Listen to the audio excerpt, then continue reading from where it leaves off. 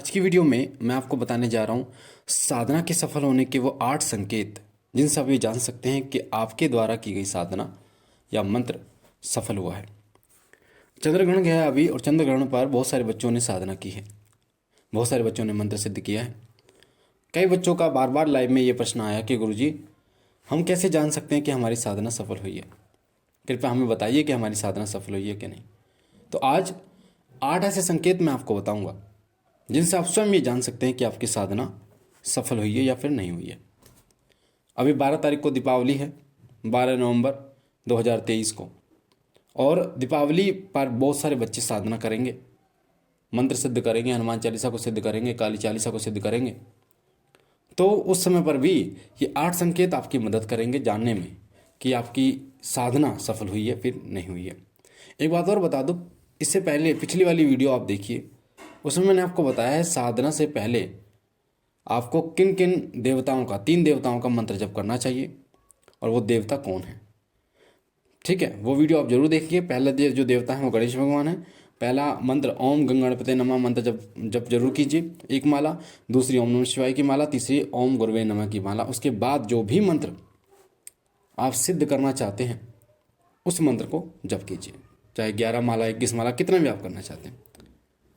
तो जब आप साधना करते हैं तो साधना में विभिन्न प्रकार के अनुभव तो होते ही हैं आपको, और यही अनुभव जो हैं ये आपको बताते हैं कि आपके द्वारा जो साधना की गई है वो सफल हुई है। कई बच्चे इन अनुभवों को जो है वो गलत तरीके से ले जाते हैं, कई बच्चे समझ नहीं पाते हैं। तो इस वीडियो को सुनने के बाद वो इन अनुभवों को समझेंगे भी और जान भी पाएंगे कि उनकी साधना सफल हुई है या फिर नहीं हुई है। तो सबसे पहला संकेत आपको बता दूं कौन सा होता है। सबसे पहला संकेत होता है, वो होता है कि अगर आपने गुरु बना रखा है कोई, तो आपको सपनों के माध्यम से आपके गुरु के दर्शन होते हैं। या फिर अगर आपके गुरु कोई नहीं है और आपके इष्ट जो हैं उनका कोई सच्चा भगत है जो आपने देखा हो, चाहे आपने फ़ोन में देखा हो, टीवी में देखा हो, या आपने उनको साक्षात देखा हो, यानी उनको सामने से देखा हो, आपको वो सपने में दिखाई देते हैं। ये पहला संकेत होता है कि आपकी साधना सफल हो रही है, सही चल रही है।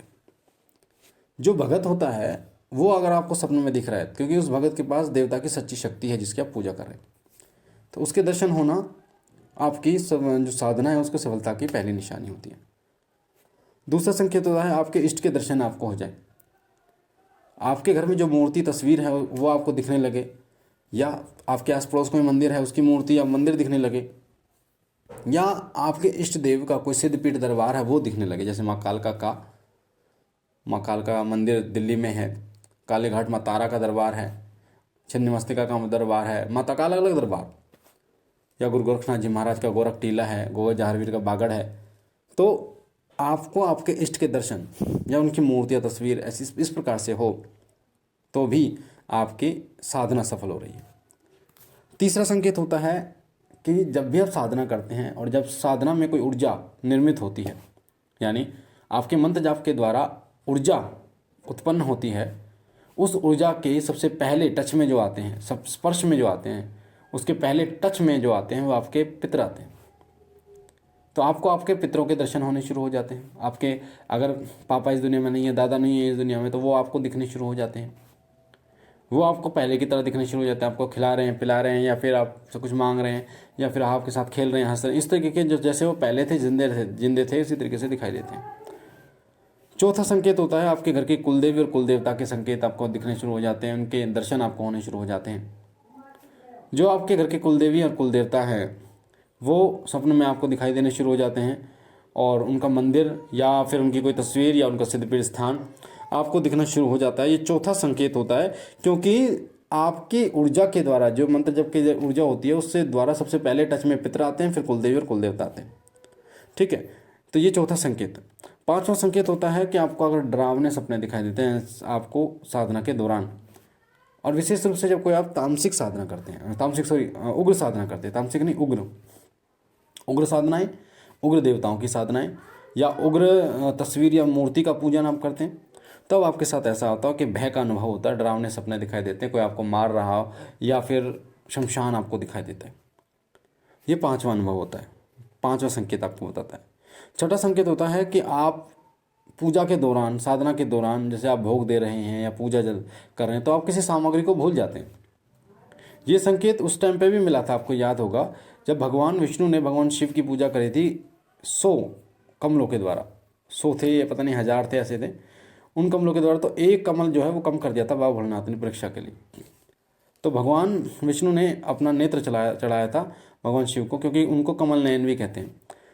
तो इसी तरीके से कई बार आपकी परीक्षा होती है कि आप पूजा करने के लिए बैठते हैं, आप मान लीजिए घी खत्म हो गया, आपका पूजा का तेल खत्म हो गया है, या फिर भोग जो आप देने वाले थे, मतलब भोग देने वाले ही हैं पर भोग है नहीं, ख़त्म हो गया, धूप बत्ती ख़त्म हो गई है, या फिर कुछ और चीज़ है। तो ये चीज़ें जो है ना, ये सपने अगर आपको दिखाई दे, इस तरीके से आपके साथ होता है सामग्री भूलने वाली, तो ये संकेत भी आपके इष्ट की साधना के सफल होने के संकेत है।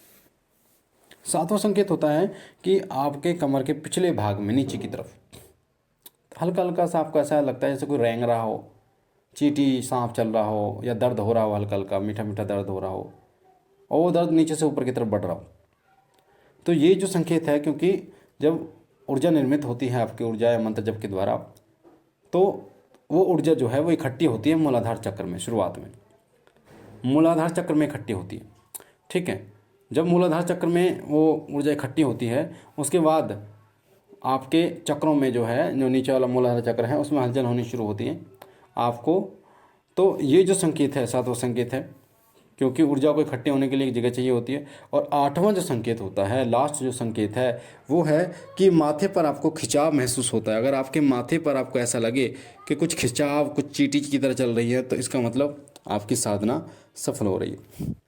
माथे पर जो खिंचाव और जो चींटी चलती है, उसका सीधा सा अर्थ होता है कि आपकी थर्ड आई जो होती है, दिव्य दृष्टि जो होती है, वो खुलनी शुरू हो जाती है।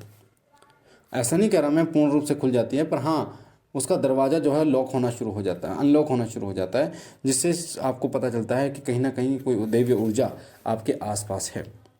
तो ये 8 संकेत थे जो मैंने आपको बताया आज की वीडियो में। इन संकेतों को ध्यान रखना। अभी दिवाली आ रही है, और दिवाली पर बहुत सारे बच्चे साधना करेंगे। कोई 1 दिवसीय साधना, कोई 3 दिवसीय साधना, कोई घंटों जाप करेगा। उसमें भी इस प्रकार के 8 में से हो सकता है कोई 1 संकेत आपको मिले, कोई 4 संकेत आपको मिले, कोई 2 संकेत आपको मिले। तो अगर इनमें से कोई भी संकेत मिलता है तो आपकी साधना सफल हो रही है। ऐसा नहीं कि 8 संकेत मिलेंगे तभी आप मानेंगे कि आपकी साधना सफल हो रही है। तो मुझे आशा है कि ये वीडियो आपको अच्छी लगी होगी, जानकारी अच्छी लगी होगी। और पहली बार चैनल पे हैं तो चैनल को लाइक कीजिए, शेयर कीजिए, सब शिव कृपा परिवार के साथ जुड़िए।